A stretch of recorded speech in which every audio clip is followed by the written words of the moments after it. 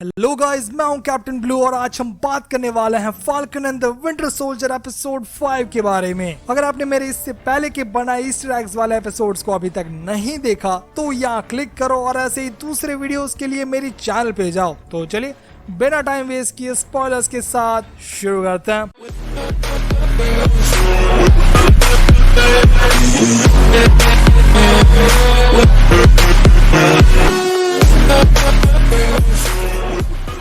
Episode 4 की शुरुआत होती है वॉकर के साथ जो बतख की तरह भाग रहा है। जब वो यहाँ जाता है तब उसे लमार की वॉइस सुनाई देती है जो नॉर्मल पीटीएसडी है ना।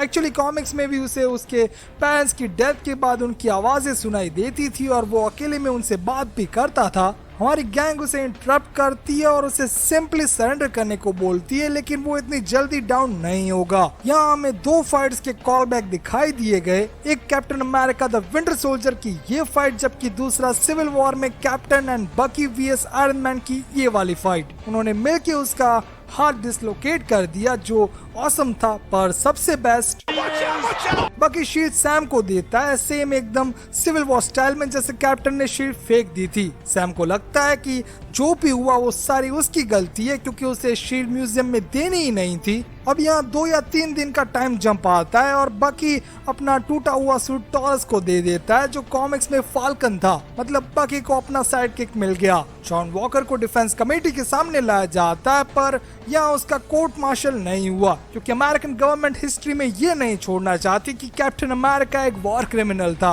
उसे वार्निंग देके छोड़ दिया गया और उसके सारे बेनिफिट्स और कैप्टन अमेरिका का टाइटल उससे छीन लिया गया, जो सैड मोमेंट था।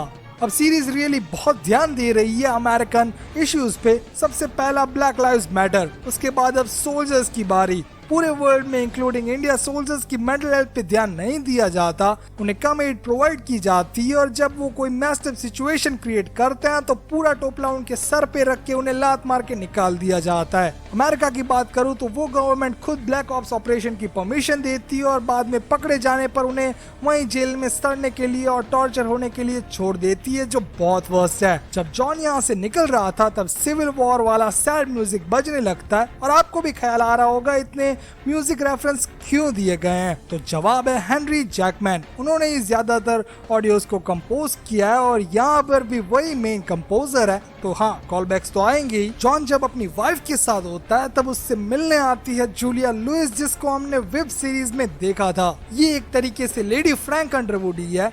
यहाँ वो रोल कर रही है वैलेंटीना एलेग्रा डे फाउंटेने का, जो कॉमिक्स में निक फ्यूरी की गर्लफ्रेंड थी, लेकिन ये बहुत पुरानी कॉमिक्स की बात है। जब स्टार्टिंग में वो शील्ड की फ्रंटलाइन एजेंट थी लाइक नताशा रोमनॉफ, पर बाद में उसने हाइड्रा ज्वाइन कर लिया और उसने न्यू नेम अपनाया जो था मैडम हाइड्रा, और ज्यादातर लोग उसे इसी नाम से जानते हैं। हो सकता है ये पावर ब्रोकर के लिए काम कर रही हो या हो सकता है ये खुद पावर ब्रोकर हो।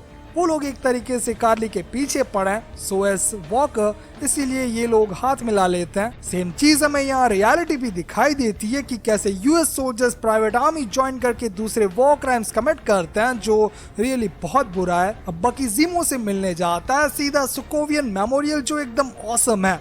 मतलब हाँ, यहाँ लोग मर गए थे आई नो, बट यहाँ काम बहुत ही नीट तरीके से हुआ है और मैं टीम को रियली बधाइयां देना चाहूंगा क्योंकि इतना परफेक्ट आर्ट वर्क मैंने आज तक नहीं देखा। बाकी जीमो पे एक छोटा सा प्रैंक करता और बाद में उसे वकांडा वालों को सौंप देता है, जो सही मूव था, पर वकांडा वाले उसे अपने प्रिजन में नहीं रखेंगे। वो सीधा राफ्ट जाएगा जहां हाई प्रायोरिटी प्रिजनर्स को रखा जाता है। ये सीधा सेक्रेटरी रॉस की निगरानी में आता है और हमने इसे सिविल वॉर में भी देखा था। अब यहाँ एक मस्त पॉइंट रिलीज होता है कि हमें फ्यूचर में थंडरबोल्ट्स देखने मिलेंगे। वो लोग भी सुसाइड स्क्वाड की तरह एक क्रिमिनल गैंग थे जिसे ब्लैक ऑप्स के लिए बनाया गया था। साथ ही साथ रॉस के इरादों पर कभी भी भरोसा नहीं किया जा सकता, वो कभी भी नेक नहीं होते, जो हमने देखा इनक्रेडिबल हल्क में। सारी पॉसिबिलिटीज को अवॉइड करे तो भी थंडरबोल्ट्स का लीडर जीमो ही था, तो पूरे चांसेस हैं कि एमसीयू में वो हमें जरूर दिखाई देंगे। अभी सैम शील्ड के साथ सीधा बाल्टीमोर मिस्टर ब्रैडली से मिलने जाता है और यहाँ हमें पता चलता है कि कैसे उन पर टॉर्चर किए गए। सबसे पहले तो उन्हें अनवॉलंटियरली टेस्ट सब्जेक्ट बनाया गया, जो बहुत ही गलत है जो काम कैप्टन अमेरिका ने किया, यानी कि ऑर्डर्स को ना फॉलो करते हुए लोगों को रेस्क्यू करना, सेम चीज इन्होंने भी की। लेकिन ब्लैक होने के कारण उन्हें अपनी पूरी जिंदगी इसकी कीमत चुकानी पड़ी, जो रियली बहुत वर्स्ट था। अब सैम भी इससे रिलेट कर सकता है क्योंकि वो भी रेसिज्म का शिकार बना था, और मुझे नहीं लगता दुनिया में कोई भी ऐसा ब्लैक पर्सन होगा जिसने कभी भी रेसिज्म अपनी लाइफ में फेस ना किया हो।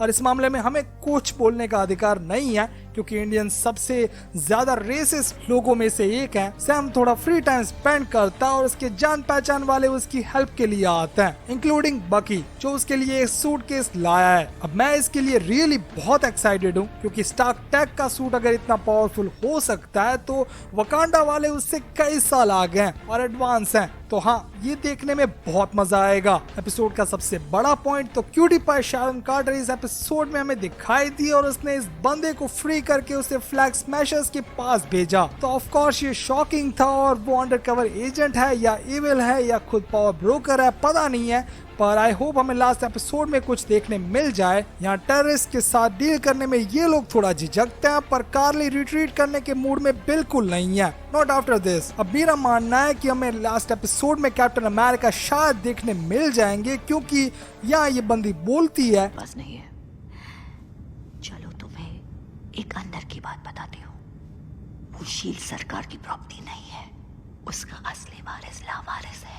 स्टीव मेरे ख्याल से मरे नहीं है, बस बुढ़े हुए हैं, जो एक्सप्लेन किया जा सकता है। वो खुद पर्सनली आके पब्लिकली अगर अपनी शील्ड सैम को दे तो ये ऑफिशियल हो जाएगा और फिर कोई डाउट्स नहीं रहेंगे। प्लस मार्वल फैंस को इतना माल मिल जाएगा जिससे वो डीसी फैंस का पिछवाड़ा लोकी सीरीज आने तक जला सकता है। लास्ट तो फाइनली फ्लैग स्मैशर स्ट्राइक करती है न्यूयॉर्क में, वो भी बहुत सारे सिविलियंस के साथ, तो ये बहुत ही बड़े लेवल पे होने वाला है। यहाँ आपने नोटिस किया होगा कि इंडिया आर्ग्यू कर रहा है मेनली इस काउंसिल के अंदर। क्यों? क्योंकि इंडिया, वियतनाम और चाइना ऐसी कंट्रीज हैं जो किसी भी मास प्रोडक्शन या फिर किसी भी रिसोर्स सप्लाई में सबसे आगे है। मतलब जब भी बात मास प्रोडक्शन किया है, ये तीन कंट्री पूरे वर्ल्ड पे रूल कर सकती है और इसीलिए इंडिया यहाँ पे रिप्रेजेंटेशन कर रहा था। वाइट रसल का कहना है कि आखिरी एपिसोड देखने के बाद लोगों का ओपिनियन उसके मामले में बदल जाएगा, जो एक ही चीज से हो सकता है, वो फाइट में अपने आप को सैक्रिफाइस करके लोगों की जान बचाए।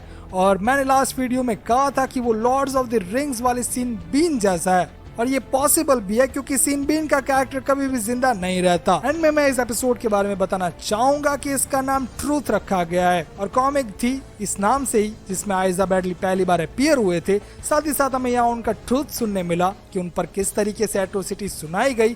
तो हाँ, ये कम्प्लीटली सिंबलाइज था। तो बस आज के लिए इतना ही। अगर वीडियो पसंद आया तो लाइक करो, कमेंट सेक्शन में मुझे जरूर बताओ कि अगली कौन सी टीवी सीरीज के बारे में बात करना चाहोगे। अगर मैं कोई रेफरेंस मिस कर गया हूँ तो प्लीज मुझे कमेंट सेक्शन में जरूर बताएं, मैं उसे पिन कर दूंगा। तो मिलता है नेक्स्ट वीडियो में गाइस, थैंक्स फॉर वॉचिंग।